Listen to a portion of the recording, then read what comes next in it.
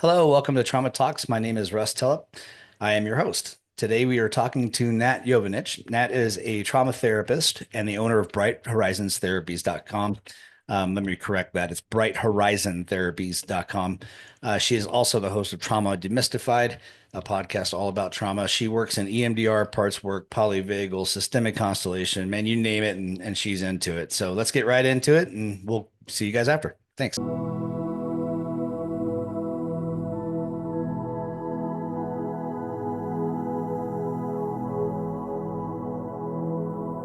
Welcome to Trauma Talks. My name is Russ. I'm the host. Today we have Nat Jovanic. Am I spelling? Am I pronouncing that correctly? It's Jovanic, but it's okay. Jovanic. Okay, cool.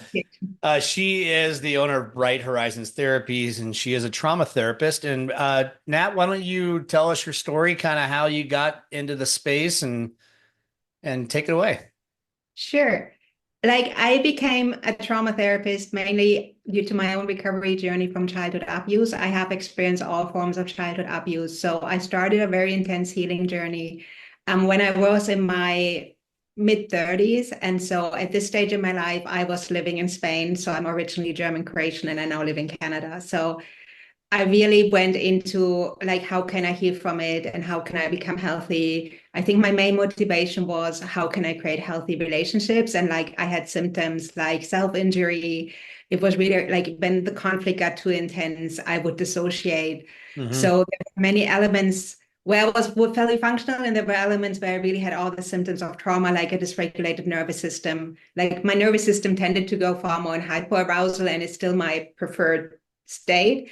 Uh-huh. So on my healing journey, I really learned the different tools, and I was lucky enough at one stage to really find trauma-focused professionals, and this was in Spain. Like I was always skeptical about therapy, mainly because in my family it was really stigmatized, like you're crazy if you go to therapy. And also on the other hand, there were parts of me that really didn't believe that healing was possible, and I had no framework how might healing look like. So because I was so used to different forms of abuse, so that it was hard to imagine how does a healthy work look like. And so this kind of influenced me, and it took a while for me until I had the courage to start my healing. And I had a couple of therapists who were really pathologizing, and it didn't work for me.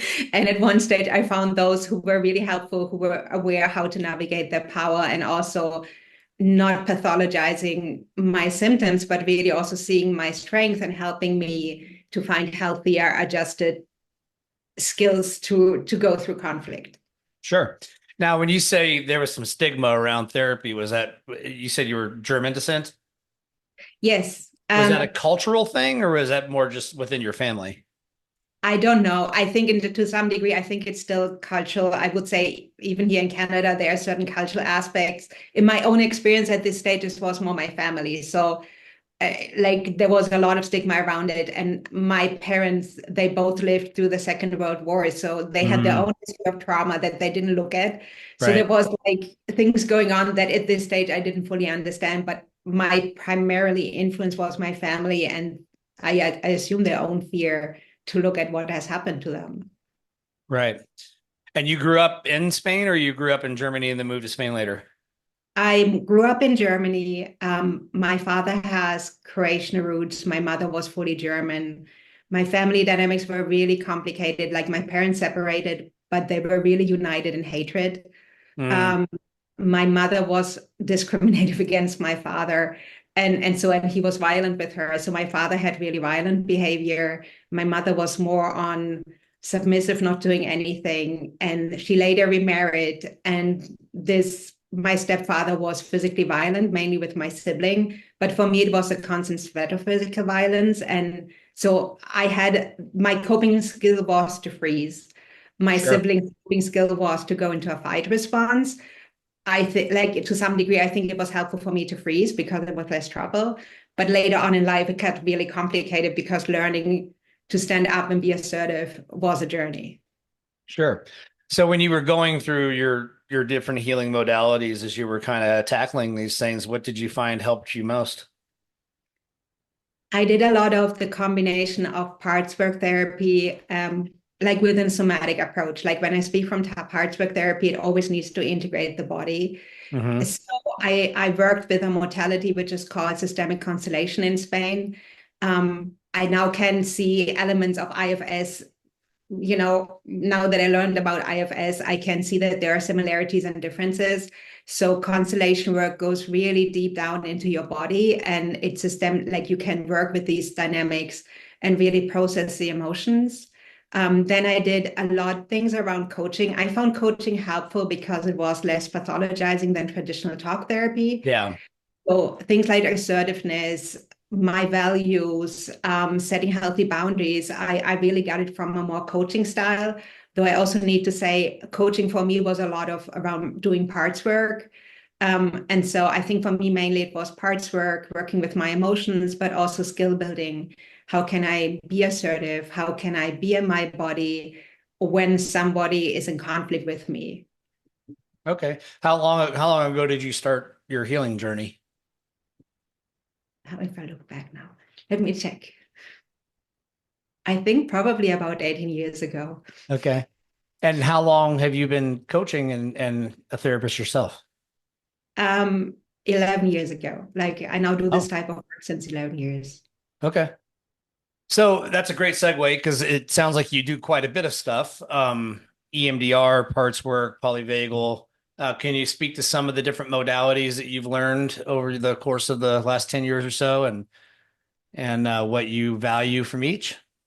Yes.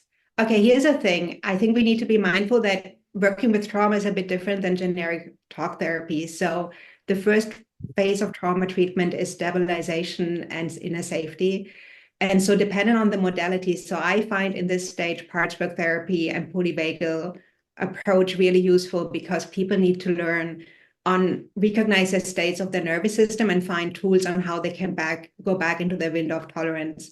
And I find that parts work and putting out the different parts can really help us to connect with our inner self. And so when we go through trauma, what can happen is that we feel more fragmented in different parts. So I was really fragmented. And so for me, the concept of parts made a lot of sense. And Sure. so being able to talk to parts is now what I do with clients in the stabilization and safety phase. And it's really, to some degree, it may also look at the relationships in their lives. What is the level of health in their relationships? Like, for example, we don't do intense trauma work in general if somebody's right now in an unsafe situation because bringing all that up wouldn't be safe for them.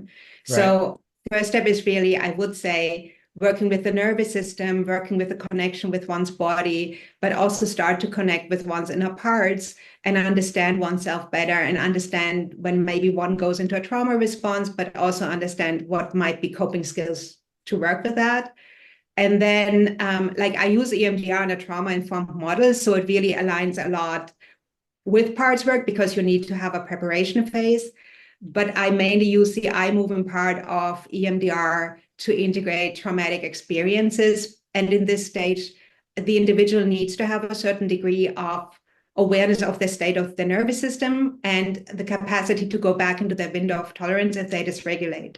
So, for example, if somebody has experienced an accident, it might be far quicker to work with EMDR if they have already the capacity to be in their window of tolerance. If Hmm. somebody has a lot of symptoms of dissociations, we first need to work with the parts that dissociate and understand them better before we can move forward into memory integration with EMDR. I also use EMDR and parts work combined. So we can work with a part that has intense emotions. We don't need to go to the past. Does this make Okay, sense? so you will access the part and then do EMDR with the part. Yes. Oh, okay. That's very Well, interesting. yes, so it may not fully resolve all the impact of the memory, but it may in the moment give a lot of relief for the part so that the part can release anger, that the part can release sadness. However, we can only do it if the client is in dual awareness. So they need to be connected in their body and in the present moment to be Right. able to look at the part and work with it. So for those, because I'm sure there's going to be a lot of people listening that aren't familiar with parts work or EMDR, could you just at a high level explain what EMDR is, how that works, and then how it relates to the parts work piece? Yes, okay. EMDR, like EMDR is known for the bilateral eye movements to integrate traumatic memories. So in the end, we would work with the memory directly. I think what is not very often talked about, even EMDR has a preparation phase. And so this is a bit like where I think parts work and EMDR connects. And so in an EMDR session, I would ask a client, like we would have a list of the worst things that happened to them, and we would then start working with their memories. We would install them, like we would install the memory and the negative, the beliefs they have learned about themselves. We would look for a positive belief. And then we would really allow the person the space to integrate the memory, go through their body sensations while we do the different EMDR sets. So an EMDR set is that the client focus on the memory and what comes up for them, and I move my fingers and they follow my fingers with their eyes. Right. And so there is no right or wrong way to do it. And I think sometimes clients get a bit scared because whatever shows up is right, what needs to show up for them in the moment. Right. However, it's really very individual. And then like we would work with that until the emotional intensity is 0. And then we would install the positive belief, and then we would just do a final body scan to see whether everything is integrated. And so you're doing a little bit of neuro-linguistic programming in there as well. Like, but this is the standard EMDR process, yes. Like in EMDR, you always have in a final phase where you install the positive belief on the memory that has happened to the individual. Like, for example, if I've learned I'm unlovable, like the belief needs to resonate with the client, but like I could install a belief like I'm lovable, I'm worthy, I'm okay as I am. Mm-hmm. Like personally, and maybe that's easy. Like I used a lot of EMDR to work on experiences of systemic violence. And so the belief that came up for me was just like, I'm okay as I am. And that gave me a lot of freedom to just do my own, like live my own life. Now you mentioned systemic constellation. Can you explain a little bit what that means? Yes, systemic constellation is something that was introduced by a German person who's called Bert Hellinger. It is a little bit of a combination between parts work. It's based on some Zulu practices. So what you can do systemic constellation and individual counseling with just the person. So it's a bit like externalize the different parts and go into the position of the different parts and feel how it feels in your body. And you can do systemic constellation in a huge group setting where you use representative to represent different aspects of your family, different aspects of your inner world. And so a lot of what comes up in systemic constellation is related to inner child's work. So when I did my systemic constellation, we also did a lot of inner child work. Okay.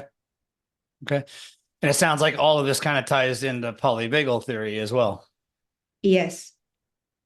Like it is all about how to create safety and connection. A lot of, I think, about recovery, which is part of parts work, which is part of EMDR, is also using our imagination to really create more safety, to really create also positive pictures. Because if you have experienced trauma, our mind tends to go to worst case scenarios and those worst case pictures. And so we can retrain us on how can we maybe give us a break and for a couple of seconds look at a positive picture. Does this make sense? Yeah, it does. So I'm just going to try to recap. So when it comes to parts work, essentially what we're talking about is when someone experiences a trauma, whether that be a childhood trauma or an accident, like you say, there's a fragment, right? The true self becomes fragmented, and then we have an exile wound that is over here that you're trying to protect your true self from, and that's where these parts come in as firefighters and protector parts. Yes. Like I think when trauma happens, what happens is that we may disconnect from our core self, and then the parts take over. So in general, we have protective parts and we have wounded parts. And what often happens is that we put the wounded parts or the exiles in IFS behind a wall. And so they stay there, and we have these very rational parts that just want to move forward with life and just cope with life, and they want to avoid the trauma. Right. And so part of healing really is on how can we create a relationship with all of the different parts, because we cannot be our true self if parts are exiles. And then over time, it's also like, how can we reestablish the connection with the core self so that the self can have a relationship with the parts? hope this makes sense. Yeah. And then, and another big part of it is that no matter what those parts are doing, there is no such thing as a bad part, right? They're all parts of us. They're all trying to do a job and they're doing the best they can with what they have, right? Yes, like I sometimes tell clients because they may have parts that go into a fight response. So they may have behavior that is socially not accepted. And so I say clients like, can you please like remove the intention of the part from their behavior? Because the intention of the part is to protect the clients from something that is a boundary violation, from something that is a really huge conflict. And so this really helps us to have a more gentle or compassionate view on the part and really understanding what was the intention of the part and having a conversation with the part, like what can we do differently or how can I protect you better? Like if I have an angry part, the question is, okay, what do you want to tell me? What boundaries violated for you and how can I take care of this boundary? Yeah, kind of almost relieving them of the duty that they've been holding Yeah, down for so long, right? yeah. And then when you work EMDR in there, essentially you've got bilateral eye movement. So you're moving eyes back and forth, accessing traumatic memories, and Mhm. then time stamping those memories, right? So that the mind can realize that they're in the past and no longer a threat. Yes, okay. And it's time stamping, but I think it helps us to release the emotions that are stuck in our body. So if trauma happens, some emotions are unprocessed and stuck in our body. And so with EMDR, a person can really process the emotions that they weren't able to express in the moment. However, it may also help them to just see their timeline. So they may see, for example, some clients have experienced sexual abuse when they were young, but they also see how has it impacted throughout their lifetime, and they can make more sense out of their story. So it's not necessarily only working with the one specific memory. It's more like the memory and the impact it had on them on their lifetime. Mm-hmm. I was doing, I got to be careful of how I describe this because it was with a client. I won't obviously say their name, but I was working with a client who had a protector part that was addicted to sugar. It Mhm. was this part that was just needed constant sugar. So when we were talking to this person, she identified this part as a dark figure, a figure that was kind of maleficent, kind of negative and kind of frightening and scary. And essentially all we did was she identified the part, she thanked the part for Mhm. all the work that they had been doing, and then asked the part if they knew how old she was. Mhm. And the part said yes, and then asked if they would mind if they took over. And Mhm. and when they did that, the part stuck back, and then her her inner child was there.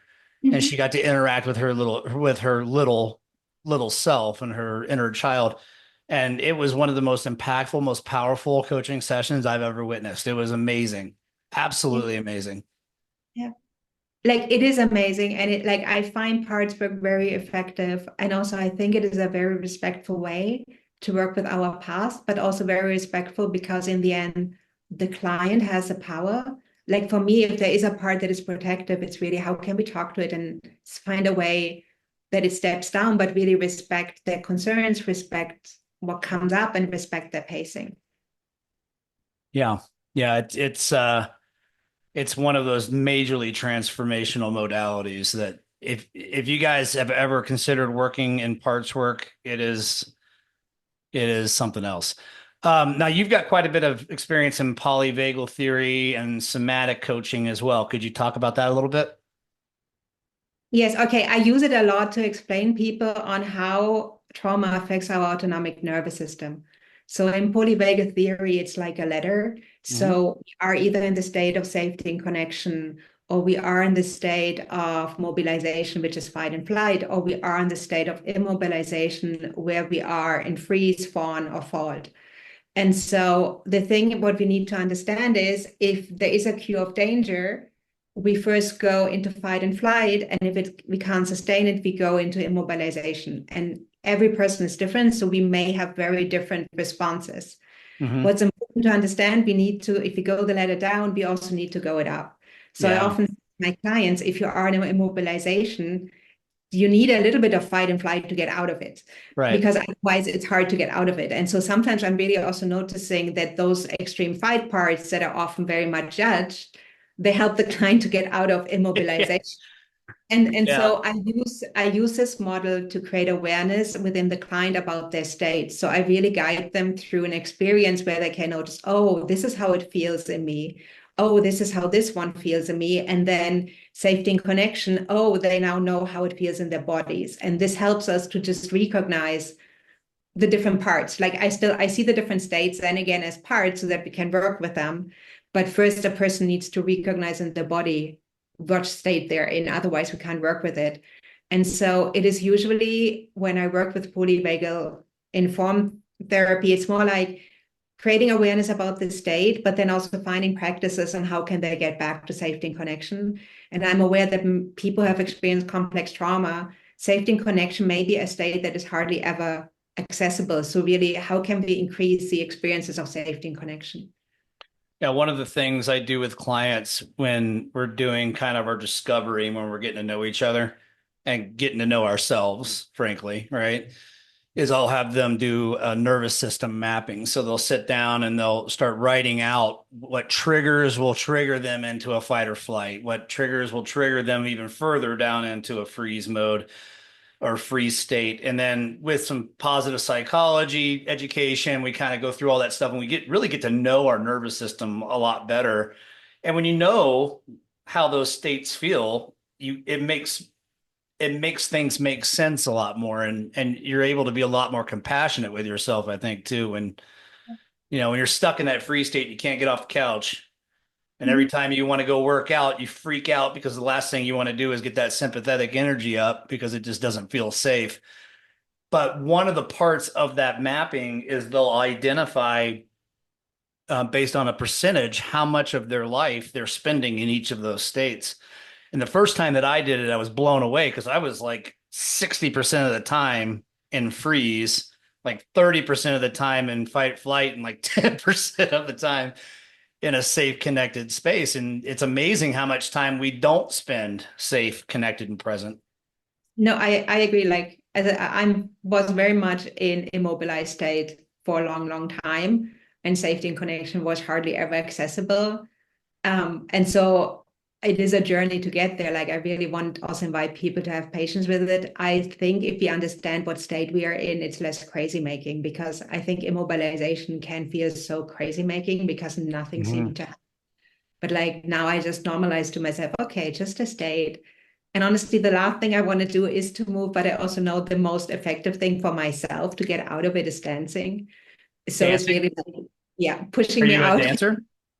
I'm not a dancer. I'm very awkward. It Okay. just put music and So you just dance. enjoy dancing.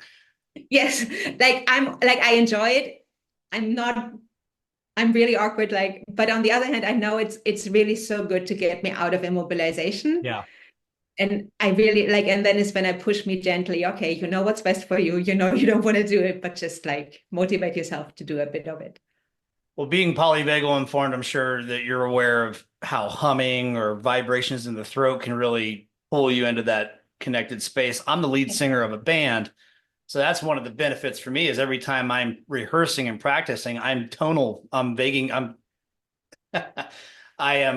my vagal nerve, right? Every time I'm doing that. So music is a huge, huge outlet for me and definitely keeps me connected and present. So, do you have any go-to polyvagal kind of exercises that you do with your clients to help them move through these different states? I have certain exercises where we really create a list of what are activities that bring you back to safety and connection. What are people who bring you back to safety and connection?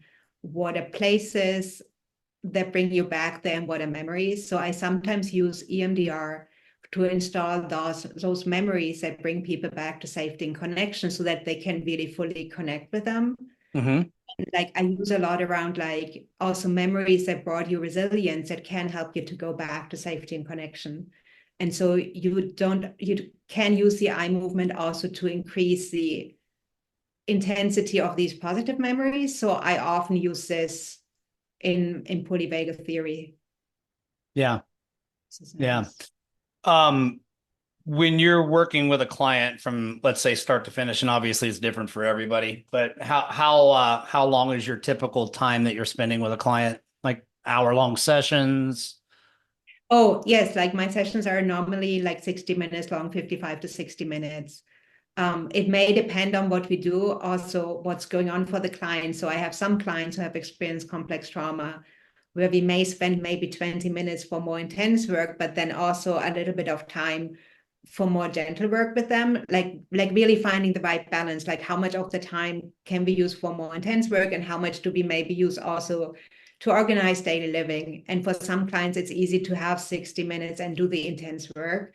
So I like there's no right or wrong way to do it. It's really Sure. about how it can be adjusted to the needs of the client. Yeah.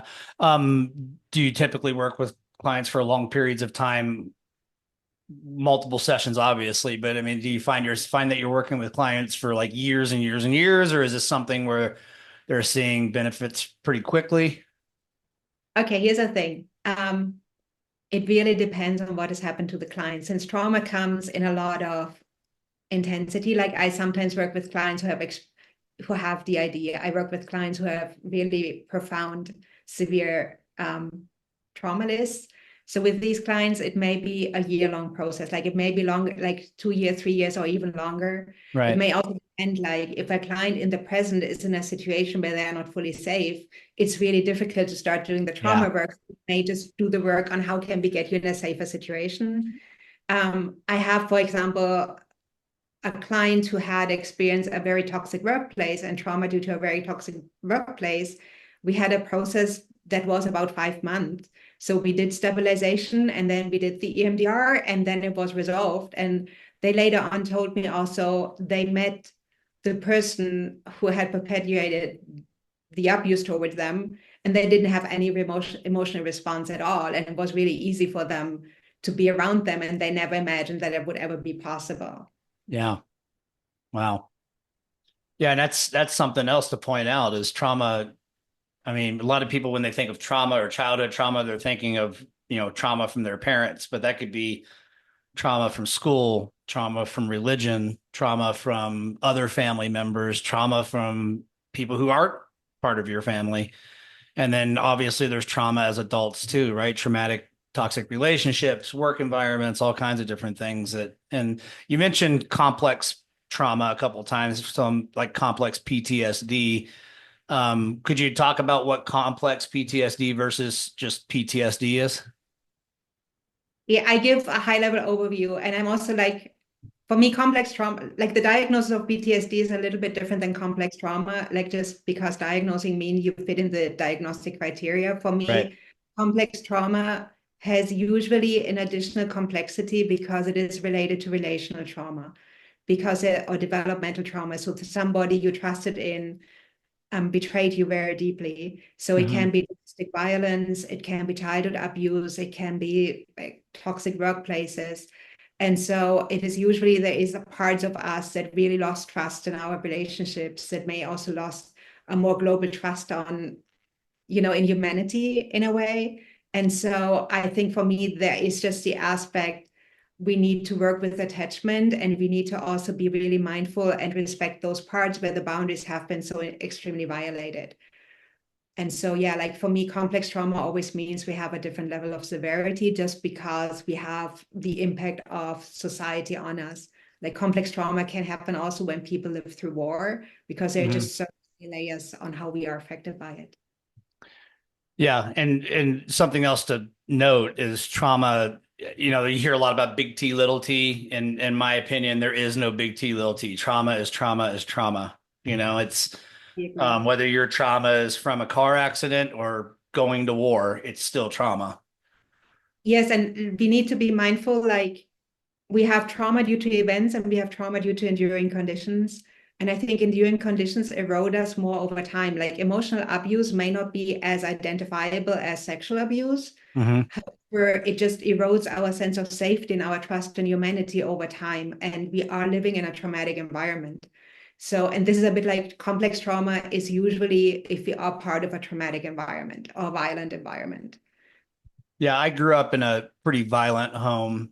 My father was pretty violent. and other family members that were pretty violent and abusive. So I can definitely relate to the complexity of emotional and physical and sexual, and I mean just about every type of abuse you can think of, and it just piles on and piles on and piles on and adds a lot of different layers. Yeah. Like the one thing I want to say, like trauma means that it overwhelms our capacity to integrate the emotional experience. And so it can happen. And this is a bit big T and small t. So trauma is really what has happened to you and how has it affected you. And it doesn't matter what the event, it is really about like how you experienced it.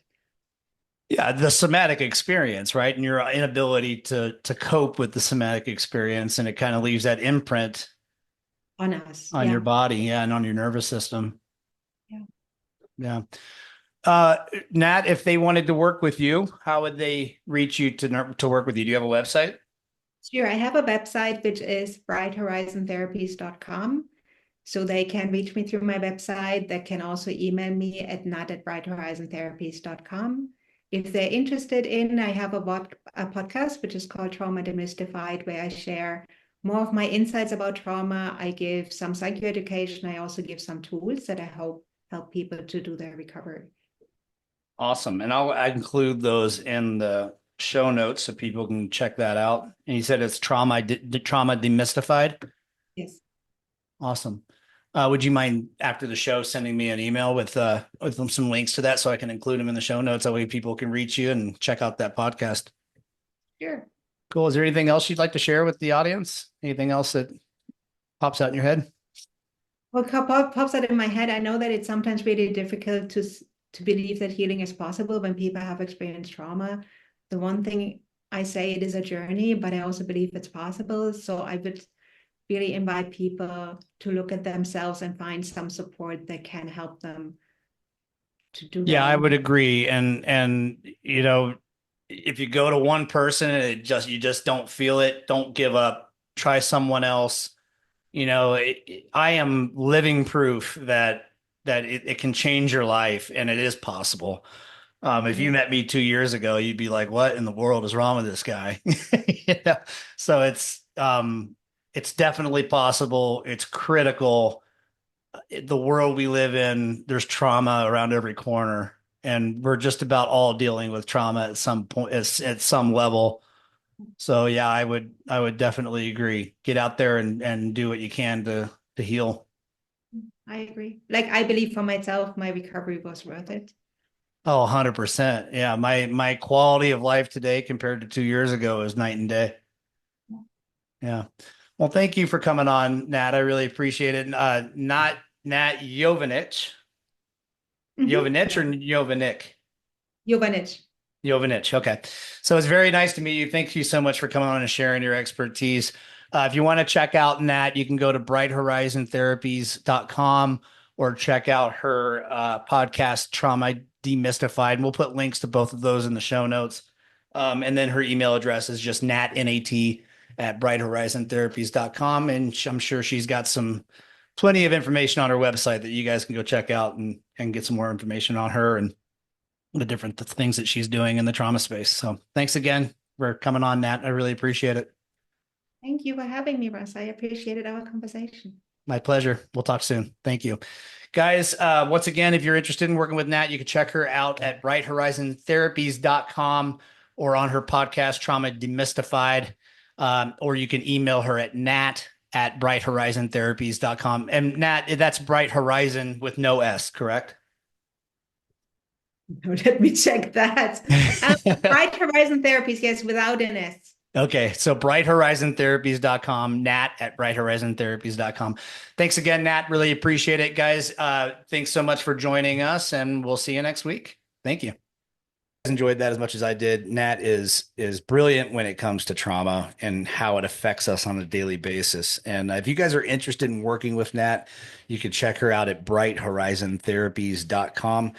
If you guys are interested in working with me, you can reach out to me on brainspottingcs.com, or you can just go to Facebook, send me a message there, and I'll reach back out to you. We offer everything from one-on-one coaching to workshops, parenting classes, all kinds of stuff. So I would love to chat with you about what your needs are.